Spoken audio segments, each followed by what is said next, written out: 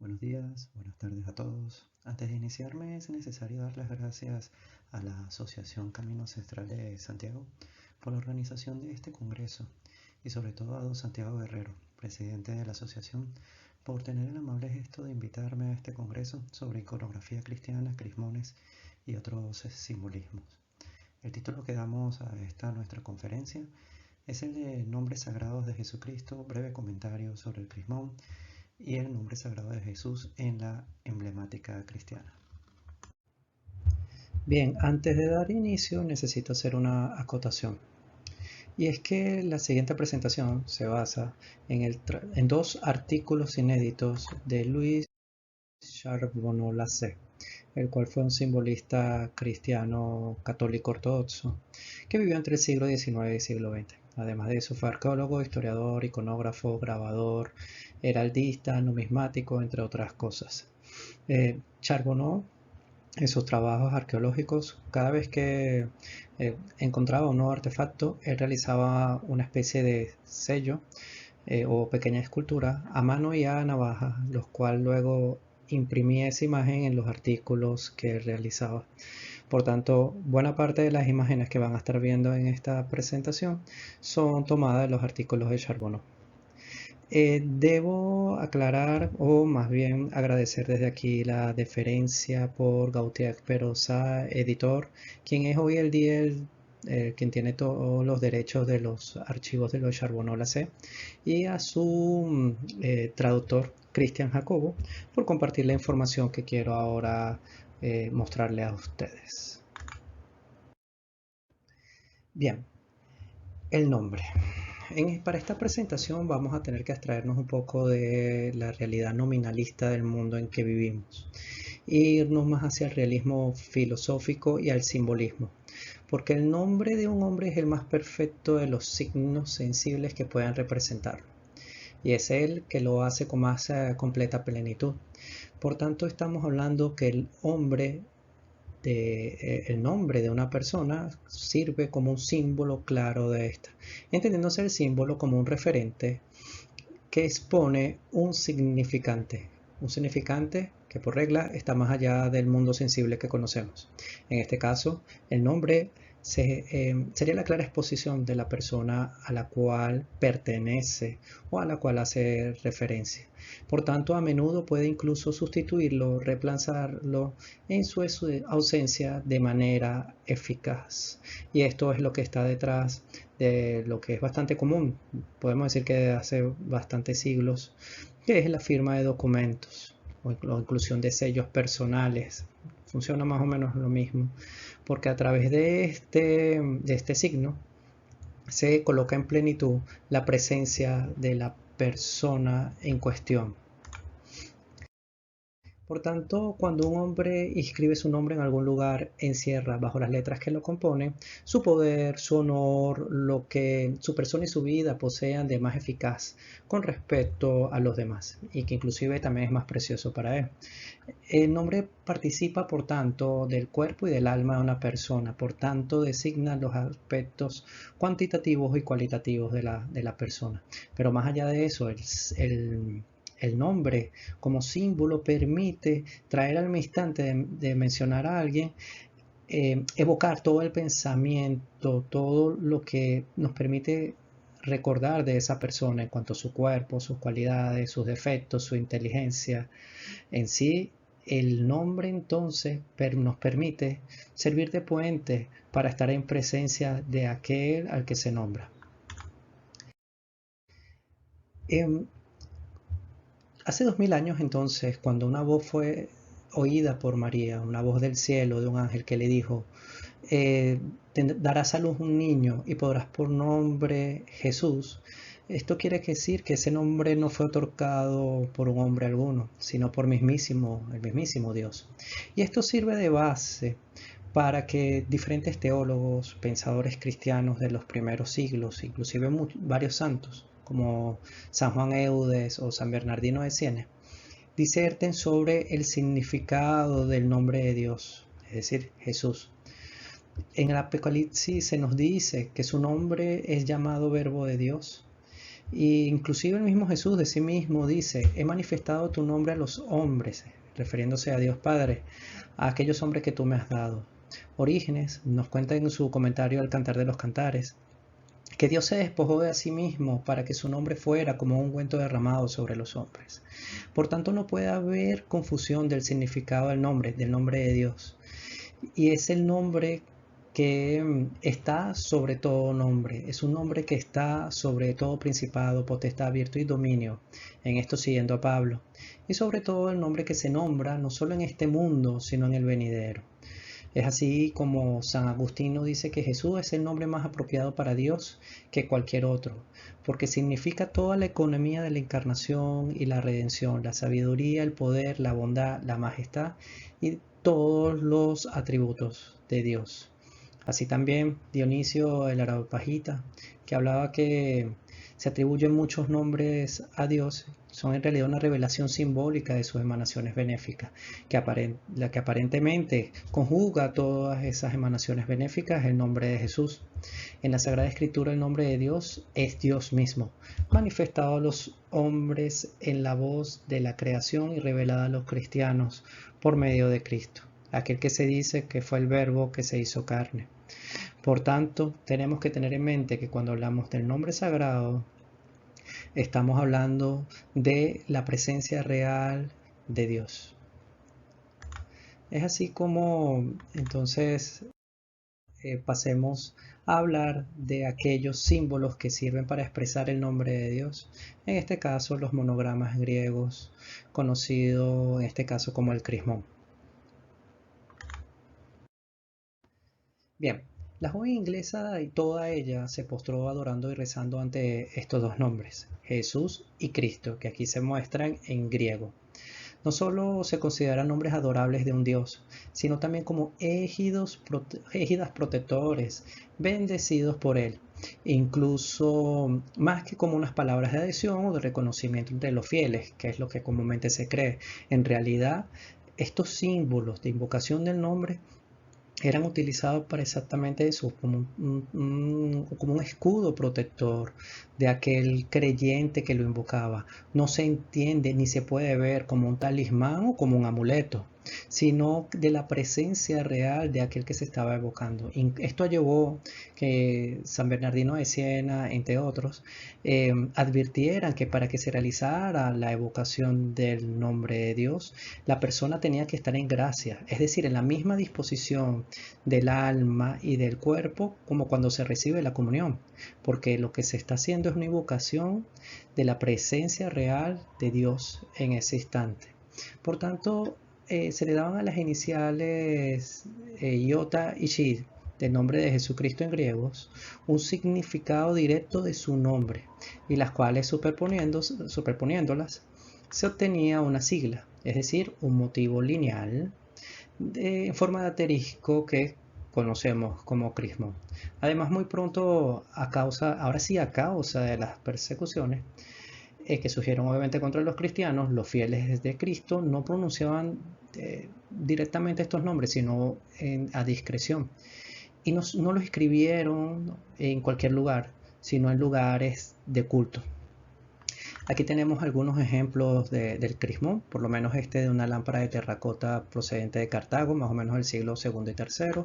Aquí hay uno bien interesante de una piedra tallada conseguida en London, en Francia, donde se muestran dos crismones al lado de unas palomas. También está presente en la famosa tumba de San Abdón y San Senem, que es más o menos del siglo IX-X. Aquí en esta imagen agrandada se puede observar claramente.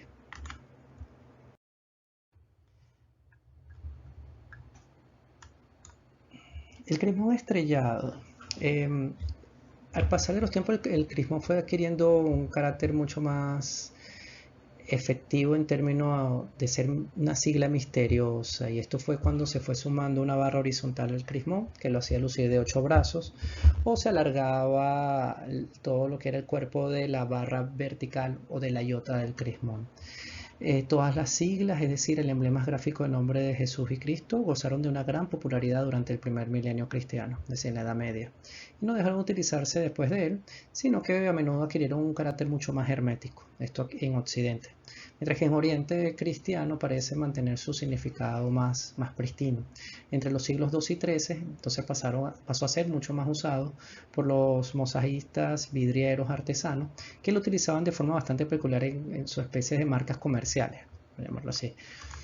Aquí tenemos algunos ejemplos como el sello de Jacques Mussequin del siglo XIV, o en este caso el sello comercial del impresor Nicole de Lavage entre el siglo XV y XVI. Pero también había uso en ciertos rituales populares, ¿no? Como en el caso del Domingo de Ramos en Cannes, donde la gente acostumbraba a vestirse de blanco y se colocaban insignias hechas con brotes blancos de palma, entendiéndose la palma como un símbolo de victoria, triunfo y paz, además de vida eterna, incluso de resurrección. Y generalmente sobre estos brotos de palma, en la parte superior, se tejían unas especies de crismones de 6 brazos, inclusive cruces normales.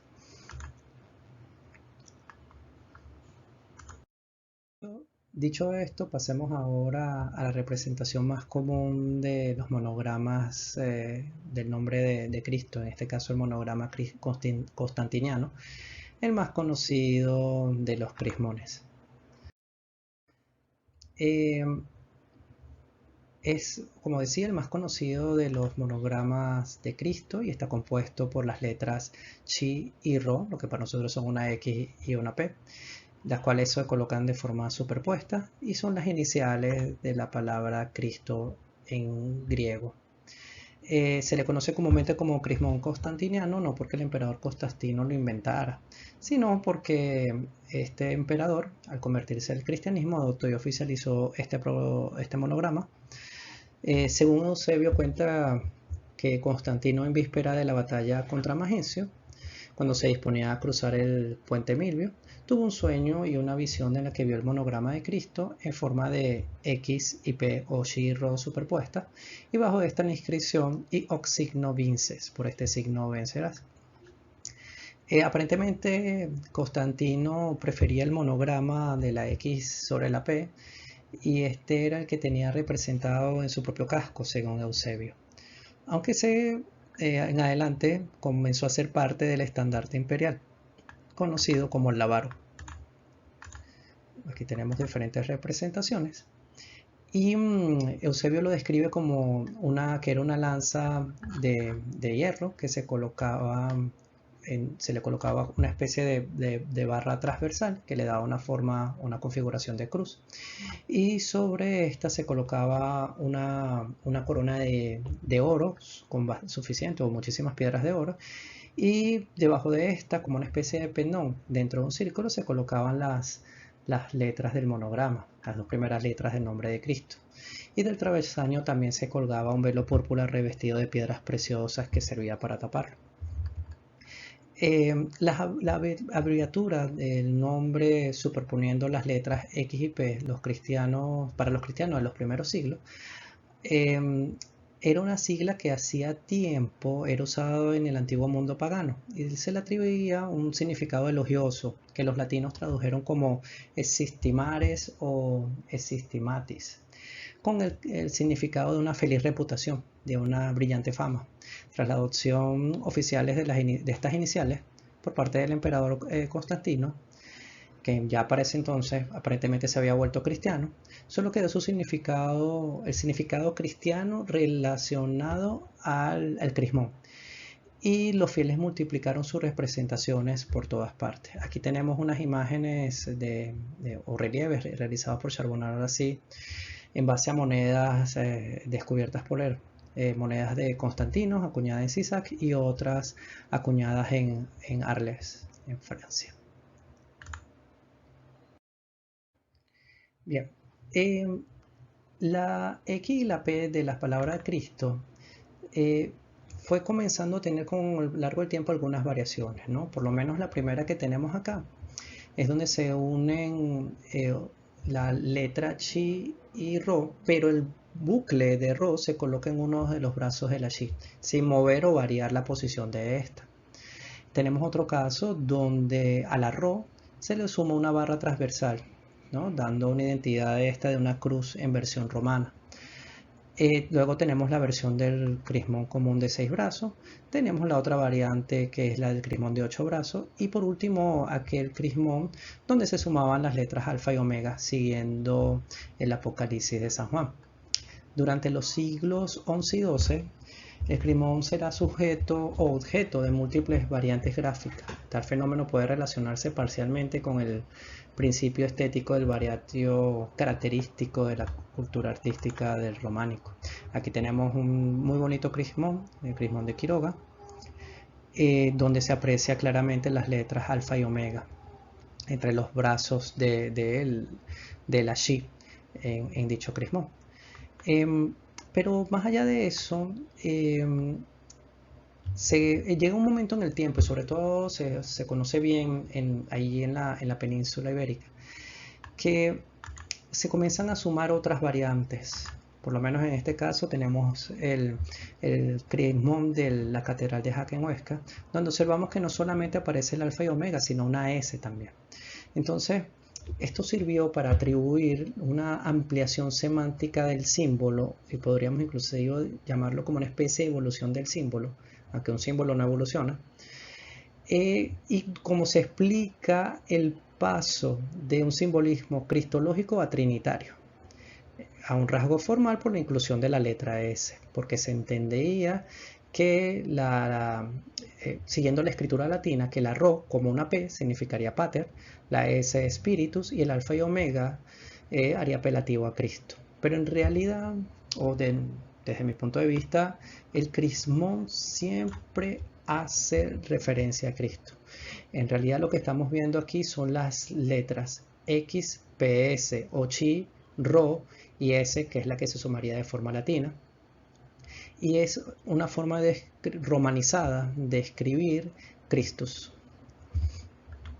Por tanto, el discernimiento de un símbolo trinitario en los crismones es cuanto menos cuestionable. Si bien la asociación del monograma con contenidos trinitarios aparentemente ya se venía entendiendo como parte de un simbolismo, desde mi punto de vista, el crismón nunca perdió su carácter primordial de símbolo cristológico.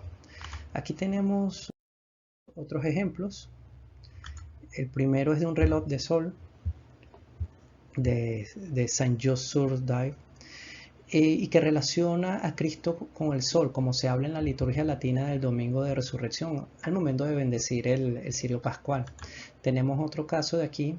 Estos son unos moldes en cerámica conseguidos en el norte de África que datan de época romana, en donde se muestra a dos crismones. El primero es lo que entendemos el primer crismón de la unión de la iota y de la Xi, que esa iota se alarga y se culmina en dos ramas que terminan en unas hojas de vid estilizadas, entendiéndose a Cristo como la verdadera vid, ¿no? El otro representa un crismón constantiniano y en la parte superior un par de uvas estilizadas. Así lo explica Don Leclerc y Charbonneau así lo segunda. Este de acá es un molde de hierro conseguido en Vic, España, que data del siglo XIV, que nos muestra en la parte de abajo las siglas XPS, las siglas del crismón, sumándose la S. Adicionalmente tenemos la hermosa rosa de San Juan del altar de piedra de la Catedral de Besanzón, donde aparece ese crismón encerrado en el círculo. Como vemos, el alargamiento de la Rho forma una cruz. Vemos que forma estilizada, se nota el bucle del arroz, el alfa y el omega y está sobre el cordero. Bien, una vez repasado los crismones, el crismón inicial, llamemos estrellado simple, y el crismón constantiniano, vamos ahora con los diagramas y trigramas del nombre de Jesucristo. Pero antes de entrar en esto, vamos a hablar primero de un verdadero monograma, porque si vamos al significado etimológico de la palabra, nos está hablando de una sola letra. Y ese es el caso del signo de la X o signo de la X. En aquellos años en que se afianzaron los reinos cristianos, aparece no tan frecuentemente la inicial X o la inicial Chi de Cristo de la palabra o del nombre Cristo en griego, y se utilizaba en los emblemas antiguos sin colocarse la primera inicial del nombre de Jesús, la iota, que es lo que configura el crismón inicial que vimos. Este símbolo sería tan solo una X que casi siempre se encontraba en entornos o en agrupaciones de emblemas que no dejaban dudas al cristiano informado sobre su significado religioso.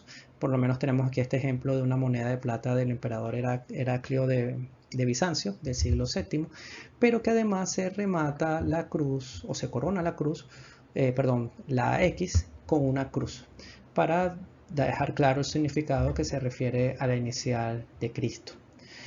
En la vida romana, utilizada así sola, la X o la chi era un signo convencional de saludo, de buenos deseos, y el equivalente de aquella fórmula de uso cotidiano en esa época, ese dulcis vita, pero que los primeros cristianos le atribuyeron el significado de un deseo de vida eterna y feliz mediante la unión sin fin con Cristo Jesús. Y eso nos coloca en una situación bien, desde el punto de vista del símbolo, bien particular con respecto a la famosa crucifixión de San Andrés, santo venerado y querido en el Reino Unido, en Escocia, en otras naciones. Porque San Andrés se dice que fue crucificado en una cruz con forma de Sautoru o de X o de Saltire, que no sería otra cosa que la inicial del nombre de Cristo en griego. Entonces esto nos comienza a revelar desde el punto de vista simbólico un significado bien particular de la unión de este santo o la íntima unión de este santo en su momento del martirio con Cristo. Esto se puede ver también en otras locaciones, como en el exconvento de San Andrés en Calpan, en Puebla, donde muchas de las esculturas representan unas X, esos brazos que se ven allí serían unas X, haciendo alusión a San Andrés, y en la parte superior una cruz latina sobre la cual se habría crucificado a Cristo. Entonces esa unión cercana entre este santo y su maestro. Pero además tenemos otras representaciones, como esta cruz autor que he encontrado en una contratapa de un libro que data del siglo XVI más o menos en Inglaterra, que presenta la forma de X, de signo de X, del nombre de Cristo, pero con 5 corazones, en una configuración de Signaculus Domini, de lo que ya vamos a hablar en un momento, en el cual se presentan las 4 heridas de las extremidades, las dos manos y los dos pies, y en el centro la herida del corazón, un corazón más grande que se ve en el centro una herida más grande que estaría relacionada a esta, que fue la que se realizó en el costado según los evangelios. Pero por otro lado, entonces tenemos también las iniciales del nombre de Jesús, es decir, la iota griega, que rara vez se utilizaba sola, ya que probablemente no se consideraba lo suficientemente reconocible como emblema del Señor, incluso ante los ojos de los iniciados. Sin embargo, la inicial aislada aparece algunas veces, por ejemplo, en algunas monedas del emperador bizantino Tiberio Constancio, que en la cual, para hacerse claramente reconocible, a los lados se colocaron un par de cruces. Pero para aclarar el carácter simbólico de la inicial iota, se le colocó la segunda letra del nombre griego de Jesús, es decir, la eta, que para nosotros en mayúscula es una H, lo que dio origen a este símbolo que vemos aquí. Y así aparece en varias obras desde el siglo X más o menos y subsiguientes. Lo interesante es que en la Alta Edad Media los decoradores colocaban a veces entre los brazos de estas siglas 4 crucetas, que junto con la cruz central representaban el Signaculus Dominis, las 5 llagas principales del Salvador. Y aquí yo necesito entonces hacer una acotación, ¿no? Vamos a hablar un poquito del Signaculus Domini. El Signaculus Domini, como le comentaba, es un símbolo que nos muestra las 5 heridas de Cristo. Es un símbolo heráldico, es como decir el escudo heráldico del Señor. Y como bien decía, entonces muestra las 5 heridas, siempre las 4 de las extremidades, manos y pies, a los alrededores de la herida principal, que es la del corazón. Por ejemplo, tenemos una imagen de un relieve en madera de la iglesia de San Menelao que nos muestra justamente las manos y los pies y en el centro corazón con la herida. Hay otro que es la insignia del, del- del grupo de resistencia en la guerra contra los católicos en Inglaterra, conocido como el Itinerario de la Gracia, en el cual se presenta un símbolo bien interesante, porque las heridas sangrantes son las cuatro que aparecen allí, y en el centro aparece un corazón con una ligera forma, digamos, de piedra sobre un cáliz que recuerda al Santo Grial y recuerda a lo que comenta Wolfram von Eschenbach, que es el Grial para él, que es una piedra. Da mucho que pensar ese símbolo. Tenemos otras representaciones también de las heridas solamente, por lo menos este de la Fuente del Salvador, donde se presentan 5 heridas coronadas con su respectiva corona, y vertiendo grandes cantidades de gotas de sangre, ¿no? Y esto está sobre un escudo heráldico. Tenemos el otro caso de solamente las 5 heridas, sin corona alguna, que también se presenta en ese sello o ese grabado originario del Virreinato de Nueva España, del siglo XVI aproximadamente. Y hay otros casos también, también de Vic, de España, del siglo XIV aproximadamente, donde se muestran son los 3 clavos y en el centro la gran herida del corazón sangrante. Tenemos un caso similar de un escudo de piedra pintada en Inglaterra. Entonces, esta configuración de las 4 heridas con la gran herida en el centro es lo que llamamos una configuración o una forma simbólica del Signaculus Domini. Y es la que se presenta entonces en el diagrama del nombre de Jesús, como lo vemos aquí. Pero este símbolo del nombre de Jesús es bien particular. ¿Por qué? Porque está emparentado con el símbolo o emblema heráldico de la ciudad de Jerusalén. El emblema de Jerusalén por mucho tiempo fue la cruz patriarcal, que se convirtió desde la primera cruzada en su emblema en general. Y es el escudo de armas de dicha ciudad y del reino cristiano de Oriente. Pero, ¿qué hicieron los simbolistas de aquel tiempo? Lo que hicieron fue alargar las dos terminaciones de los brazos, del brazo horizontal de la cruz. Y lo que se hizo fue que se convirtiera en el monograma griego del nombre de Jesús, pero que más tarde también se convirtió en el monograma heráldico del propio nombre de Jerusalén para los latinos, porque para los latinos el nombre de dicha ciudad se escribía como Jerusalén. Entonces para ellos era claramente la interposición de la H y de la I y formaba este símbolo con 4 crucetas alrededor, lo que era claramente un símbolo en forma de Signaculus Domini. Pero esto tiene un significado adicional, sobre todo para los simbolistas de aquellos tiempos, porque esto nos da una relación directa entre Jesús y Jerusalén, pero no la Jerusalén terrestre, sino la Jerusalén celestial, porque siguiendo el Apocalipsis se nos dice que la Jerusalén celestial, cuando desciende, en su centro no está otro sino que el Cordero de Dios. Bien, si tomamos el nombre de Jesucristo en griego, en Oriente lo que hicieron fue considerar la primera letra del nombre de Jesús con la última letra de dicho nombre, junto con la primera letra de Cristo, junto con la última de dicho título, y se unieron de esta forma, que del modo latino se entendería como una ICXC, pero en realidad es en griego. Y esto generalmente se coloca en las cruces. ¿Okay? Por lo menos esta cruz bizantina de plata del gabinete de Luis Charbonneau Lassé nos muestra claramente en el brazo horizontal de la cruz. Del otro lado tenemos otra ejemplificación de la cruz cristiana ortodoxa, también con la IC y la XC, pero es inclusive mucho más famoso en este tipo de cruces griegas, donde debajo de las iniciales del nombre de Jesucristo se coloca la palabra Nika, que significa conquistador. Entonces estaría haciendo referencia a Jesucristo conquistador, conquistador sobre la muerte. Bien, ahora vamos a movernos con el trigrama que podríamos decir más conocido hoy día y que desde mi punto de vista reemplazaría al crismón. Y sería que entre los grupos de letras que resumían el nombre de Jesús, el más utilizado desde finales de la Edad Media hasta nuestros días, Está formado por las tres letras IHS del nombre griego de Jesús. A partir de la segunda mitad del siglo XV, los artistas habían adoptado la práctica de representarlo junto al corazón, al Sagrado Corazón de Jesucristo, uniendo este trigrama.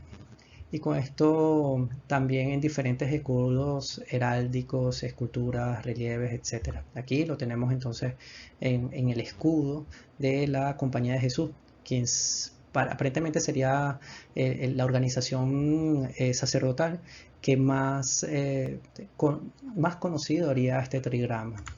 Tenemos otros casos como las esculturas en una piedra de clave de arco de una capilla cercana a la Gran Cartuja en Francia, donde aparece IHS y el AS sosteniendo la lanza sagrada con la que Longinos cuenta la tradición atravesó el costado de Cristo, además de otras armas de la flagelación. Del mismo modo aparece otra escultura presente en un antiguo claustro de la Gran Cartuja de Francia, justamente del siglo XV, con la configuración similar.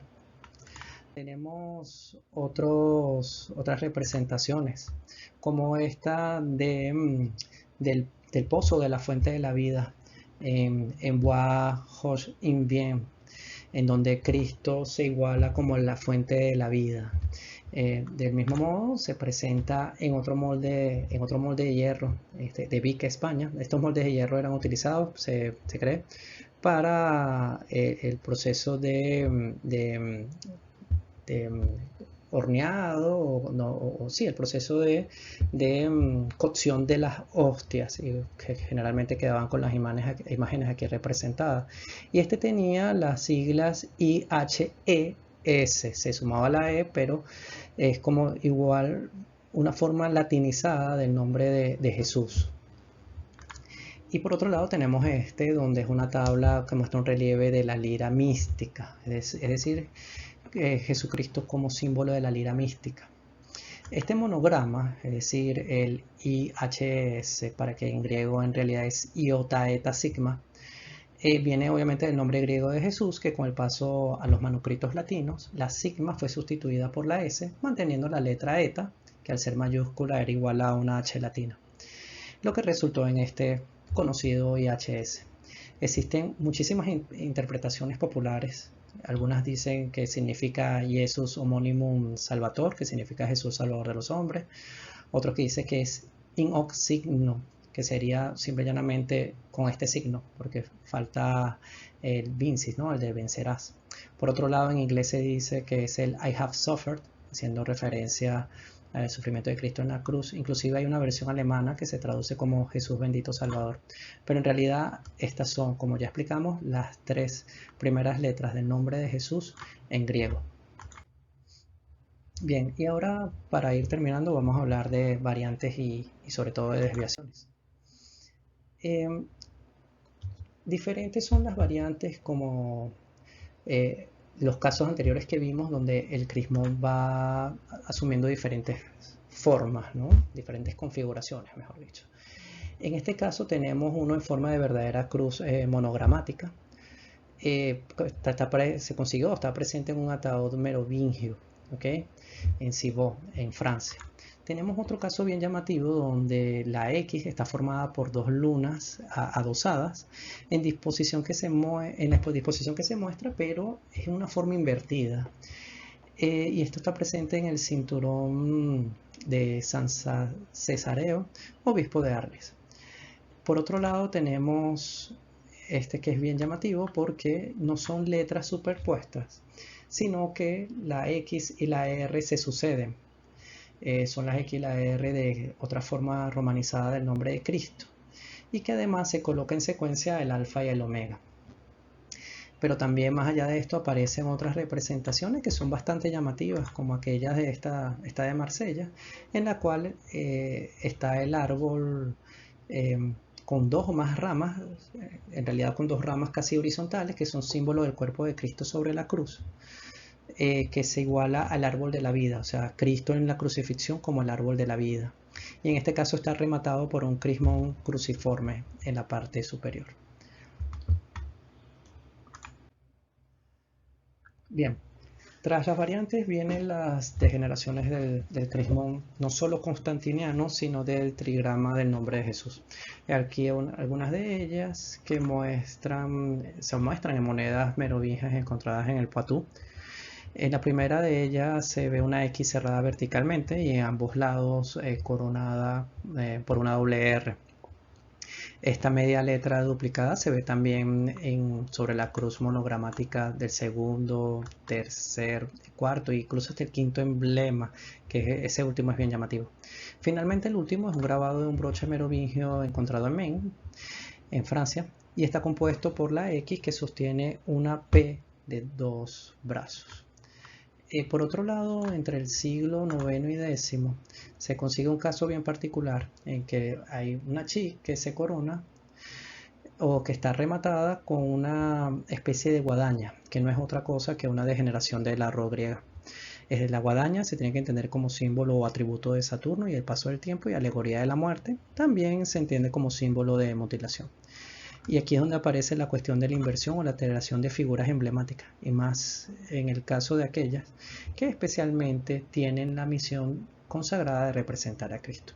Pero hay una adicional que es bien llamativa, que es la que presenta el corazón que está inscrito dentro de un triángulo invertido, y que su característica seguramente no se justifica solo por la mayor facilidad gráfica de escribir así un corazón en un triángulo. Esta joya, de acuerdo a Charbonneau-Lacet, nos cuenta que esta joya fue recogida en Machecoul, en Francia, por un destacado ciudadano de Saint-Jean-de-Monts, quien se la regaló al padre Chevalier, que fue un párroco fallecido.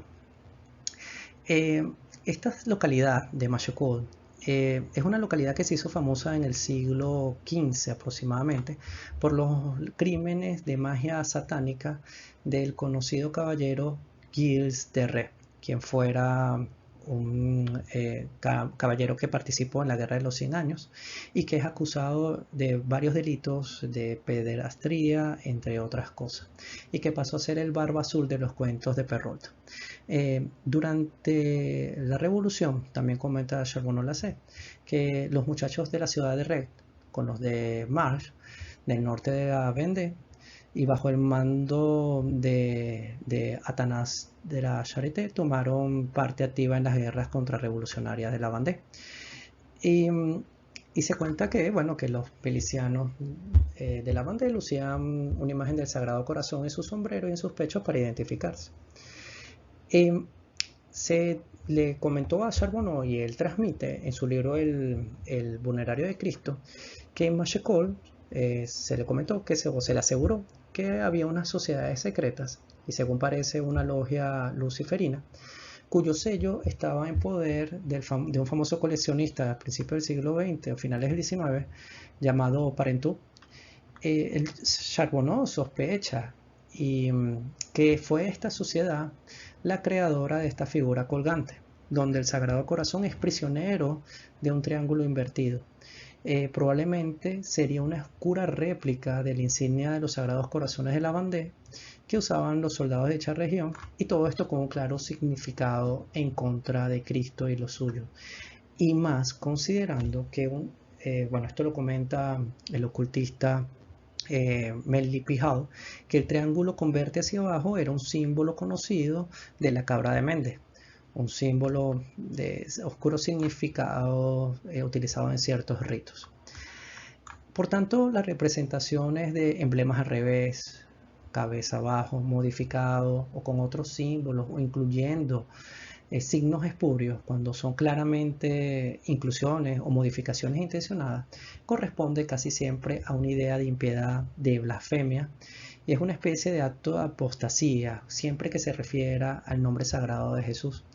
Y ha sido a lo largo de los siglos una de las prácticas habituales de la contrainiciación, en el mayor sentido guénoniano de este término, y que a veces se atribuye un significado abominable a la inversión o deformación del símbolo y de ciertos emblemas, más considerando que las fuerzas de oposición, al no poseer ser, no poseen un símbolo, y por tanto tienen que hacer parodia o deformar los símbolos que sí posee el ser.